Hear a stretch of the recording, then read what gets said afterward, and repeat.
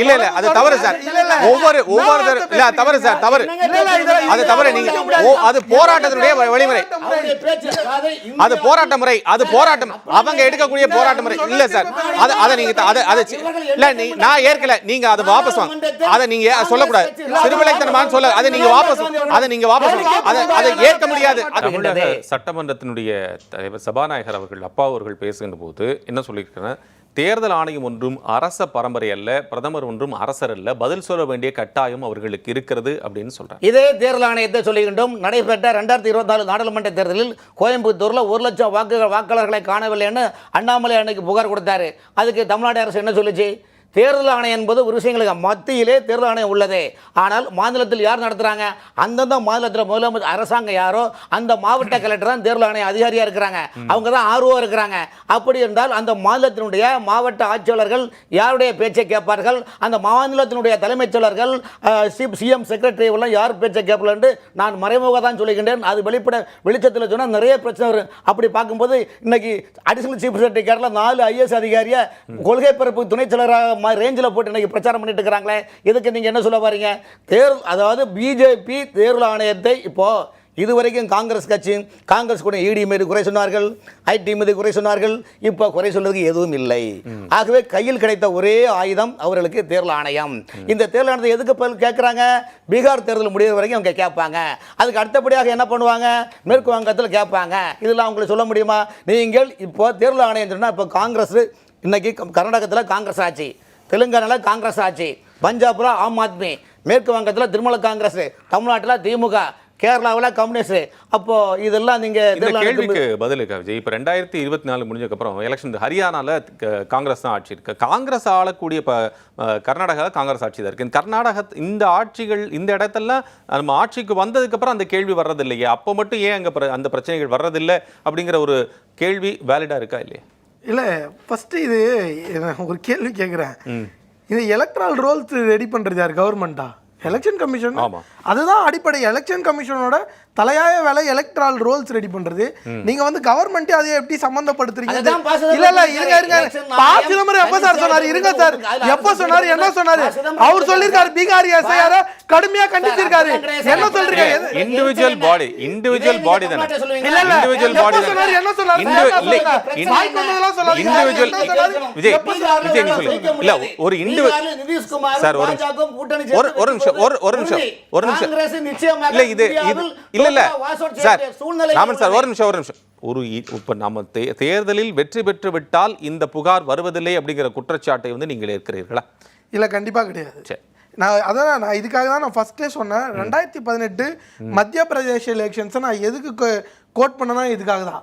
தேர்தல் இங்க என்னன்னா free and fair electoral process நடக்கணும்ன்றது தான் இங்க நாங்க தொடர்ந்து வைக்கிற விஷயம். பாஜக அதுதான் சொல்றாங்க. எங்களுடைய நோக்கமும் ஃப்ரீ அண்ட் ஃபேர் எலெக்ஷன் நடக்கணும் அப்படிங்கறதுக்காக எலெக்ஷன் கமிஷன் வந்து இப்ப ஒரு பாயிண்ட் சொன்னா, எலெக்ஷன் கமிஷன் வந்து வெஸ்ட் பெங்கால்ல மேற்கு வங்கத்துல வந்து இருக்கக்கூடிய 3 அதிகாரிகள் தவறு செய்கிறார்கள் என்று அதனால நீங்க மம்தா பானர்ஜி டினைடு, அவங்க வந்து பண்ண முடியாதுன்னு சொல்லிட்டாங்க. அப்படின்னா மாநிலங்கள் ஆளக்கூடிய மாநிலங்களுடைய செல்வாக்கு இருக்கக்கூடிய இடத்துல அவர்கள் தான் டிசைட் பண்றாங்க அப்படின்னு பாஜகவுடைய கிளைம். இல்ல என்னன்னா, நீங்க ஃபர்ஸ்ட் சொன்னீங்கல்ல இந்த neutrality of election, first neutrality of election கமிஷனே காம்ப்ரமைஸ்ன்றதா இங்க. சரிங்களா? பேனல் சிஇசியை செலக்ட் பண்ற பேனல் 2023 அமெண்ட்மெண்ட் என்னது? சரிங்களா? எதிர்கட்சி தலைவர் இருப்பாரு, 2 ஆளுங்கட்சியை சேர்ந்தவங்க இருப்பாங்க. அங்கேயே அதோட நியூட்ரலிட்டி காம்ப்ரமைஸ் ஆயிருக்குல்ல. அதுதான் நான் சொல்றேன். தொடர்ந்து அதுதான் நடக்குது. இன்னொரு விஷயம், ஒரு ரொம்ப அபாயகரமான விஷயத்தை தொடர்ந்து யாரும் சொல்ல எல்லா இடங்களையும் சொல்லிருக்காங்க. போய் பாருங்க, எல்லா இடங்களையும் சொல்லிருக்காங்க. எல்லா இடங்களையும் சொல்லிருக்காங்க.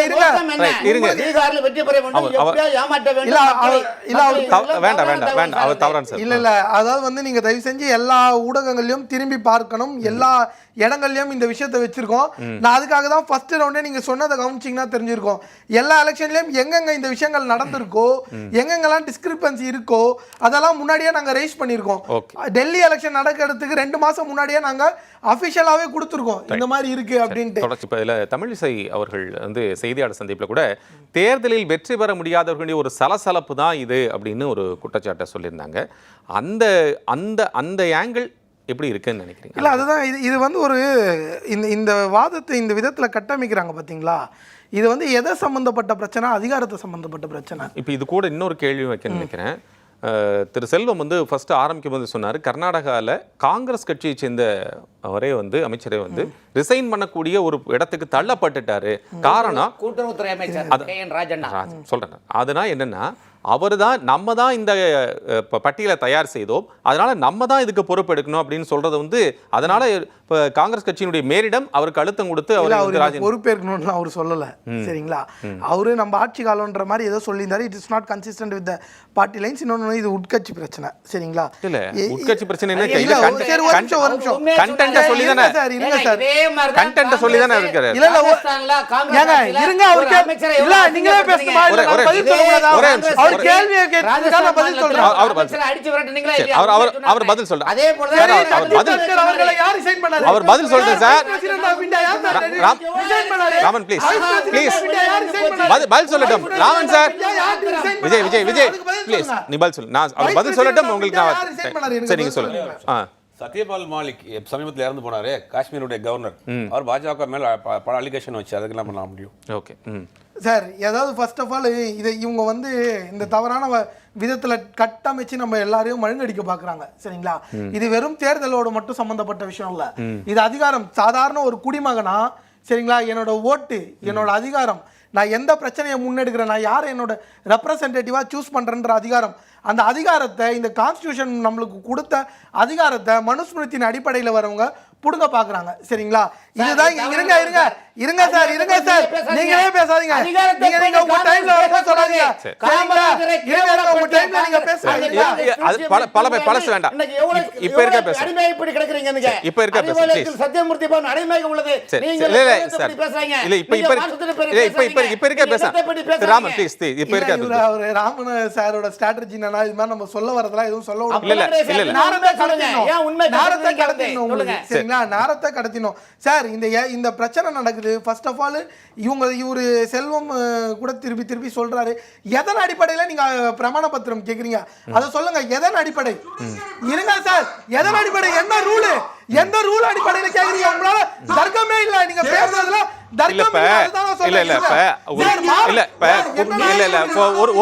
ஒரு point of view Thiru Zubair. Okay Selvam sir please இருங்க. விஜய் ரெண்டு பேர் மாத்தி பேசினா அந்த விவாத பொருள் இல்ல திரு சுபேர். இப்ப ஒரு குற்றச்சாட்டு நான் முன்வைக்கின்ற போது அதுக்கு நான் பொறுப்பேற்கிறேங்கிற ஒரு இண்டிவிஜுவாலிட்டியா, ஒரு ரெஸ்பான்சிபிலிட்டிங்கிறத ஏற்கமா வேண்டாமா அப்படிங்கிற ஒரு கேள்வி வரத்தானே செய்யுது. இல்ல குற்றச்சாட்டு வைக்கிறவர் யாருன்னு பார்க்கணும். எதிர்க்கட்சி, இந்தியாவினுடைய எதிர்க்கட்சி தலைவர். ஆமா, அவரே ஒரு பெரிய ரெஸ்பான்சிபிலிட்டி. அவர் தான் நேச்சுரலி. ஆமா, அவர் சொல்ற ஒரு குற்றச்சாட்டுக்கு இதுக்கு மேல அவர் ஆதாரம் தரணும். இதுக்கு மேல அவர் உறுதிமொழி தரணும். இந்தியாவினுடைய எதிர்க்கட்சி தலைவர். அந்த கட்சிக்கு இன்னைக்கு காங்கிரஸ் கட்சி ஒண்ணுமே இல்லாம போச்சு, காங்கிரஸ் ஒண்ணுமே இல்ல. இன்னைக்கு தான் காங்கிரஸ் இந்தியாவினுடைய எதிர்க்கட்சி. ஒண்ணுமில்லன்னு நினைச்ச காங்கிரஸ் கட்சி ஏதோ ஒண்ணுமில்ல. ஒரு நிமிஷம் அவகாசம் அவர் அவகாசம் கொடுங்க ப்ளீஸ். இந்த தேசத்தை பாகிஸ்தானுக்கு ஆதரவாக நீங்க பேசக்கூடிய இல்ல அது வேண்டாம், அது வேண்டாம், அதில் வேண்டாம், அது வேண்டாம். அந்த மாதிரி நிலைப்பாடு வேண்டாம். நீதிமன்றம் எங்களை கண்டிச்சது, நீதிமன்றம் கண்டிச்சது, ராகுல் காந்தியை கண்டிச்சீங்க.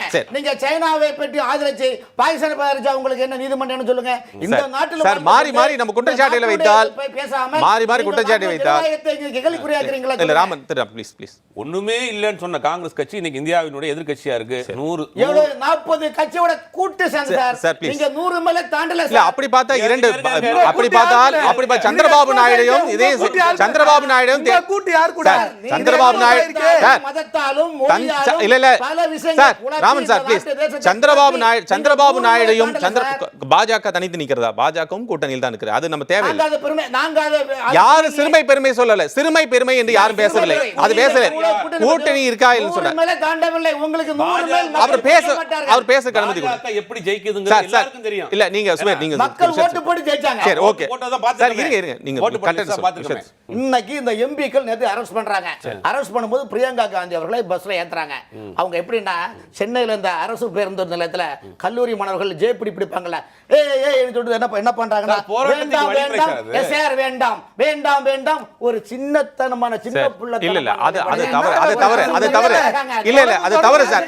ஒவ்வொரு இல்ல தவறு சார், தவறு அது தவறு. நீங்க அது போராட்டத்தினுடைய வழிமுறை, அது போராட்ட முறை, அது போராட்டம்.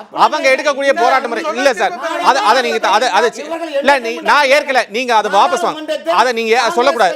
சிறுவிளைத்தனமான சொல்ல அதை நீங்க வாபஸ் அதை ஏற்க முடியாது. அதை ஏற்க முடியாது. சிறுவிளைத்தனமான சொல்ல அது வந்து அப்படியே சொல்லக்கூடாது. ஒவ்வொருத்தருக்கும் ஒவ்வொரு போராட்டம், அமைதியான போராட்ட முறை இருக்கு. இந்திய ஜனநாயகம் எல்லாத்துக்குமான வழி கொடுத்திருக்கிறது. அவங்க போராட்டம் நடத்துகிறாங்க. சிறுவிளைத்தனமானது பெருவிளைத்தனமான சொல்லக்கூடாது.